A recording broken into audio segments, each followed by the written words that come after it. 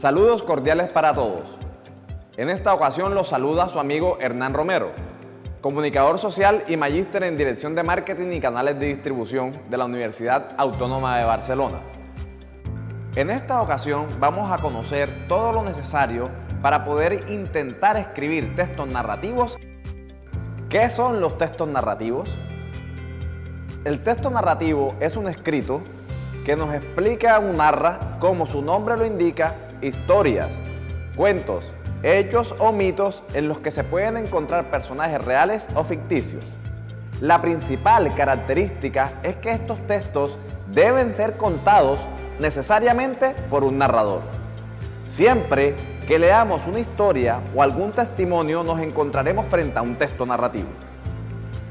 Es muy importante saber que los elementos principales que conforman los textos narrativos son el narrador, los personajes, pueden ser estos reales o ficticios, el espacio, que es el lugar donde se lleva a cabo los hechos, la estructura y el tiempo. Cabe destacar que estos textos deben ir acompañados de acción y elementos de intriga. También es muy importante tener en cuenta la cronología y considerar el uso abundante de verbos. Pero, ¿y cómo lo hago? Es muy sencillo. La estructura tiene varias partes y son las siguientes: exposición, acción ascendente, clímax, acción descendente y desenlace. A continuación vamos a ver las explicaciones de cada una de estas estructuras. Esto con el fin que nos quede claro y podamos nosotros ponerlo en práctica al momento de escribir. Exposición. Aquí se introducen los acontecimientos, es decir, el tiempo, el lugar, los personajes y se presenta el conflicto central. Acción ascendente. Aquí se crean los conflictos que producen el suspenso, es decir, que atrapan al lector. Clímax.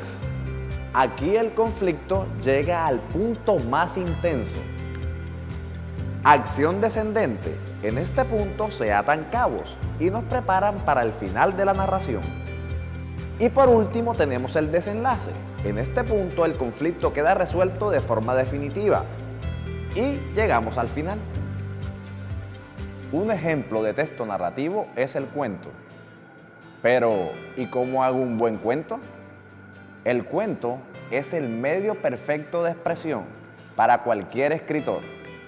Mientras que escribir una novela es una tarea enorme, casi cualquier persona puede construir y, más importante todavía, terminar un cuento. Esto no significa que los cuentos son fáciles de escribir o que quizás no sean tan artísticos o valiosos como las novelas. Con práctica, paciencia y pasión por la escritura pueden ser tan conmovedores y memorables como estas últimas.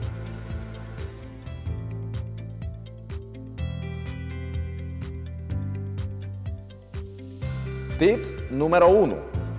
Si tienes problemas para encontrar inspiración o si necesitas escribir un cuento en muy poco tiempo, aprende a aprovechar el recurso de la lluvia de ideas. Tips número 2. La experiencia generalmente ayuda a construir muy buenas historias. Tips número 3. Una vez que hayas elegido una idea, necesitas saber los rasgos básicos del cuento. Antes de escribirlo, recuerda lo que mencionamos anteriormente: personajes, tiempo y lugar. Tips número 4. Para que una historia tenga credibilidad, los personajes deben ser creíbles y auténticos. Conseguirlo puede ser una tarea bastante difícil, pero hay algunas estrategias para crear gente real de incluir en la historia. Tips número 5. Limita la amplitud de tu historia. El evento principal de un cuento debe suceder relativamente en muy poco tiempo. Si tu historia se extiende sobre esto, entonces estarás más cerca de una novela. Tip número 6. La primera página de cualquier tipo de historia debe llamar poderosamente la atención del lector. Por último, tenemos el tip número 7. Siempre es importante mirar la lectura de un amigo, de un compañero, de un familiar. Esto con el fin de realizar correcciones y tener un punto de vista diferente a ti que eres el autor. Otro de los ejemplos que pertenecen al texto narrativo es el rastreo conceptual. ¿Qué es el rastreo conceptual? El rastreo conceptual es una estrategia que consiste en una lectura investigativa, la cual se realiza con el objetivo de rastrear en el texto algunos de los conceptos requeridos por el lector. Esta estrategia puede ser desarrollada con varios textos, fomentando así la intertextualidad. Promueve también la producción escrita, porque el rastreo de los conceptos debe concluir en la realización de un texto que evidencie el análisis y la interrelación de los diferentes conceptos rastreados o las distintas posturas de diversos autores con relación a un concepto determinado. Consiste en una lectura, la cual se realiza con el objetivo de rastrear en el texto algunos de los conceptos requeridos por el lector. Esta estrategia puede ser desarrollada con varios textos, fomentando así la intertextualidad. Promueve también la producción escrita. El rastreo de los conceptos debe concluir en la realización de un texto que evidencie el análisis y la interrelación de los diferentes conceptos rastreados, o también las distintas posturas de diversos autores con relación a un concepto determinado. A continuación, explicaremos el cómo se hace un rastreo conceptual.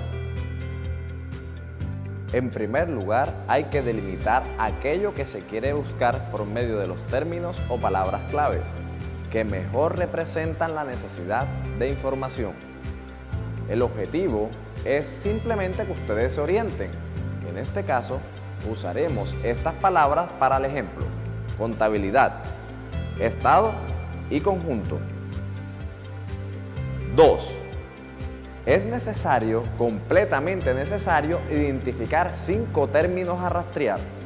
Es muy importante tener en cuenta que estos conceptos deben ser los más importantes referente a la búsqueda. 3. Mínimo se deben extraer 3 definiciones de cada concepto, y para ello puedes utilizar base de datos, la internet o proyectos, y asimismo se puede consultar textos especializados. 4. Parafrasear las definiciones. Muchachos, ¿qué es parafrasear? Simplemente consiste en explicar los contenidos del texto o las definiciones con continuidad y coherencia. Básicamente, la finalidad del parafraseo es comprender el texto mismo. Simplemente con el fin de parafrasear debes tener en cuenta lo siguiente: A. Comprender el texto. B. Extraer la información importante. C. Utilizar palabras, frases y oraciones equivalentes al contenido. Paso 5. Simplemente identificar elementos comunes desde la definición a partir de la matriz. En una matriz de 3 o 4 columnas, presente los resultados de las evaluaciones de cada elemento. Determina en qué son semejantes y si lo son, puedes colocar un signo más, y si quizás hay diferencias, puedes colocar un signo menos. 6. Hacer inferencias. Es decir, debes explicar en qué otros contextos has escuchado de dicho concepto. También elabora 3 preguntas o 3 interrogantes que te permitan evaluar la comprensión del contexto. Por último, tenemos el paso 7, y es el más importante, que es la elaboración de tu propio concepto. Para la elaboración del concepto, construye un texto que evidencie el análisis y la interrelación de las diferentes definiciones rastreadas, o también las distintas posturas de diversos autores, evidenciando los elementos comunes y los no comunes, y los resultados de las inferencias de manera coherente en menos de 20 líneas. Poner en práctica este tipo de definiciones y estos conceptos nos van a ayudar mucho a ser mucho mejor en lo que es la escritura, además de la lectura.